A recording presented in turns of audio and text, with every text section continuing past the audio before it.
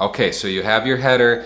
Now we want to think about what sections are there going to be in your resume. And here's what I recommend for almost everybody. I'm not talking to you C-suite folks out there. I'm not talking about director level resumes, and I'm not even talking about upper management resumes here. I'm talking about most generalists, specialists, and entry level positions. So folks who are a little bit earlier on in their career. Once you get into upper level, and especially say C-suite, executive, director level, you're going to want something a little more robust than what I'm talking about. You might even want a CV or a curriculum vitae. We'll cover that too, but this is especially for my younger folks out there, or people who are returning onto the job market. You want to think about having 3 sections on your resume and keeping it to 1 page. You want education at the top, you want experience, and then you want a skill section. Now, here's where people mess up. A lot of people want their resume to be a comprehensive history of everything they've done. You know what? It's not. A resume is a strategic document that highlights your best moments and your greatest skills and makes you shine and tells a story about who you are. It's not your entire life story. It's a compact, strategic, precise, concise document that presents a particular angle and shine of who you are and who you are on this market and who you are for this position. It's tailored to each position. So what does that mean? Education, if you have a bachelor's degree, keep it really simple. It's the name of the school, it's the name of the degree that you received, it's your GPA if it's good. Students ask me this all the time, what's a good GPA? I don't know, this is arbitrary, but I think if you're less than 3.25 maybe, consider leaving it out. No, I'm not criticizing anybody out there. This millionaire study that Ramsey and Hogan did showed that the average GPA of millionaires was like 3.0 or a little less. So I'm not saying there's any kind of correlation between GPA and IQ and, intelligence or smartness or whatever. I just think about whether, if you had a 2.4 GPA, maybe just don't put it on your resume. It's not that you're lying. It's not that if they asked you, you should tell them. If they need your college records, send them to them, but you don't need to put it out there, right?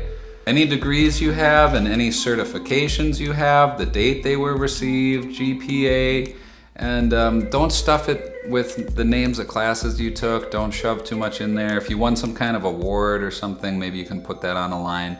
Keep it neat, keep it concise, date of graduation, or if you haven't received your degree yet, you can put your expected graduation date. So my college students out there who are going to graduate in say a year or a few months and you're already getting ready for the job market, just put expected graduation, and then the date that you plan to graduate or something along those lines, some formulation of your expected graduation date. And that's great because it's like as good as having the BA, It's basically as good as having it. They're gonna look at that and say, oh yeah, you'll get it, no problem.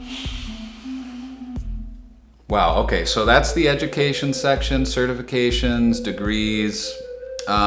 If you have a college degree, don't include your high school. You're beyond that. You finished high school. High school it's old and it's done. If all you have is a high school diploma, that's great. Put it on there. Totally fine. Nothing wrong with that. That's fantastic. A lot of people waste a lot of money at college, so you might be better off in some situations not having gone. Anyway, certifications, education. If you have a college degree, don't include your high school information. You don't need it. If you have a college degree, that's, it takes precedence. It's better. Nobody cares where you went to high school. Unless it was like super prestigious, or there might be a few. I don't know enough about private K through 12 schools to give advice about this, but maybe if you went to a super prestigious high school, maybe there could be some rationale for including it. But I think in almost any case, if you have a college degree, don't include your high school information. All right, so that's the education section. Go on down to experience then. Now you want to pick 2 or 3 positions you've held that speak to your greatest strengths. And you want to hopefully include maybe like a 5-year snapshot of what you've been doing. This is going to be absolutely different for everybody. Some people hop jobs, all the time. I used to do this, hopping jobs every couple of years or 6 months to increase my salary. Sometimes you find work in between. Sometimes you pick up odd jobs. I used to do part-time work here and there too. So it's like you probably have all kinds of different experiences, and you want to really just pick the ones that shine the best light on this identity that you're constructing as a professional individual, while hopefully also not having too many gaps in there. But gaps can always be explained. So, let's say you, your last position was a full-time entry-level marketing intern, but then you went and delivered pizzas at night. You don't need to put the Domino's delivery position on your resume. Again, this is not a comprehensive history of everything you do. You're trying to craft the professional self. You're trying to craft an image of how you're going to be perceived by your new hiring manager and this company that you're presenting yourself to. You're trying to sell yourself, essentially. It sounds horrible, but you really are. You're trying to sell yourself to a company and then enter into an agreement with them.